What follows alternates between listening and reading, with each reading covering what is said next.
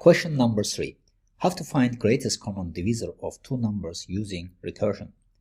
So here, as always, we will start with our first step. So what's our first step? So the first step is to find the recursive case. So the question asks to calculate greatest common divisor of two numbers. So first of all, let's define, well, what is greatest common divisor of two numbers? In mathematics, the greatest common divisor, GCD in short, also known as greatest common denominator, greatest common factor, or highest common factor. So GCD is the largest positive integer that divides the numbers without a remainder. So what does this definition mean? So for example, if you want to calculate the GCD of 8 and 12, it is 4. So one method of finding GCD to find the prime factorization of two numbers. So for 8 we can write 2 multiplied with 2. We are multiplying 2 with itself 3 times, and for 12 we can write it 2 multiplied with 2 multiplied with 3. So here if we take the common values, so for 8 we have 2 common values that we have in 12. So these values are common values. So if you multiply these two values, we will get 4. So this means that GCD of 8 and 12 is 4. So a more efficient to calculate the greatest common value is Euclidean algorithm, which uses the division algorithm in combination with the observation of GCD of two numbers also divides their difference. So if we calculate the GCD of, for example, 48 with 18, the first step we are going to do, we will divide 48 by 18. So if we divide it, we are getting 2 and the remainder is 12. Now in the next step, we are going to divide 18 by 12 and write it like this. So 18 divided by 12 is 1. So the remainder is 6. So in the next step, we are dividing 12 with the remainder, so which is 6. So it's going to be 2 and the remainder is 0. So we are doing it until we reach the remainder as 0. So based on these steps, Euclidean algorithm can be expressed like this. So we are calculating the GCD of A and B. So in case B is 0, so it's A. The GCD of these two numbers is A. In case B is a positive number, then in this case we are calling GCD with B and A mod B. So in this case we are taking remainder over here. So as we did in this step, so every time we are taking B, then the remainder of from the equation A divided by B. So this continues until the remainder reaches the 0. So from this expression we can see that we have expressed our equation on both sides with the GCD method. So this means that we can call it recursively. Now let's switch to Java to write this base condition in our function. So as a first step, I'm going to create our method over here. So it's going to be public int, which will return integer GCD.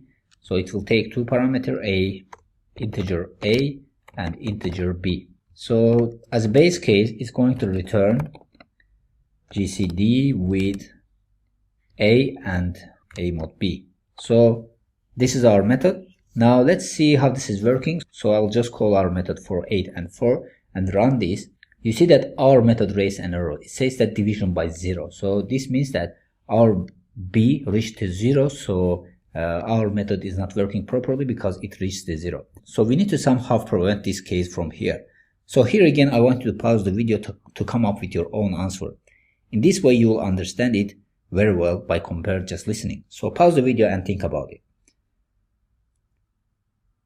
Alright, let's see how can we prevent this 0 division over here. So here again, we have step 2. So in this case, we need to find the base condition. So in our step 2, we will find base condition, but if we look at carefully to our definition of Euclidean algorithm, you see that here it mentions that when B reaches to 0, we need to return A. So in this case, our base condition will be B equals to 0. So we can implement this in our method. So in our method, as a first if condition, which will be our base condition, we can write like this. If B equals 0, then in this case, according to Euclidean algorithm, we can return A. So this is our method. So now let's run our method one more time to see how it's changed. Now you see that it returns 8 because we did something wrong. So here we need to call as a base condition with the parameter of B, not A. So we did a mistake over here. So I want you to correct this mistake over here. When we are calling recursively, the first parameter is B and the second parameter is A mod B. So if you look at our equation over here, you see that the first parameter is B and the second parameter is A mod B. So I've mistakenly typed an A over here, so that's why it's giving 8, but if we rerun it, you'll see that it should give 4 because the GCD of 8 and 4 is 4. So everything works now fine. Now we know that we have not finished yet because, as you know, we have third step. So in the third step, we need to identify unintentional case. So once again here, I want you to pause the video and think if you can come up with what condition we need to include as a third step over here. Alright, hopefully you have found it. So if you haven't found it, you don't need to worry about it. I'm going to explain it. So here, if we look at carefully to our definition of GCD, it says that it's the largest positive integer number. So this means that we need to prevent the cases when we have negative numbers. So both A and B must be a positive number. So to prevent these cases, we need to write another if condition inside our method. So let's write it over here. So here, before writing our base condition, I will write another if condition which will check A and B.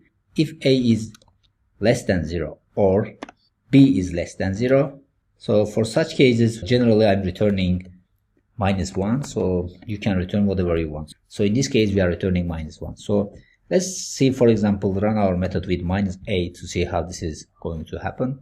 So you see that our method returns -1, so which means that everything works very well. So our 3 steps have been successfully implemented.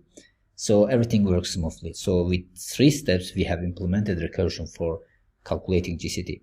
So alright guys, with this lecture I have explained another interview question related to recursion, which is calculating the greatest common divisor of two numbers. Now let's continue to the question number 4.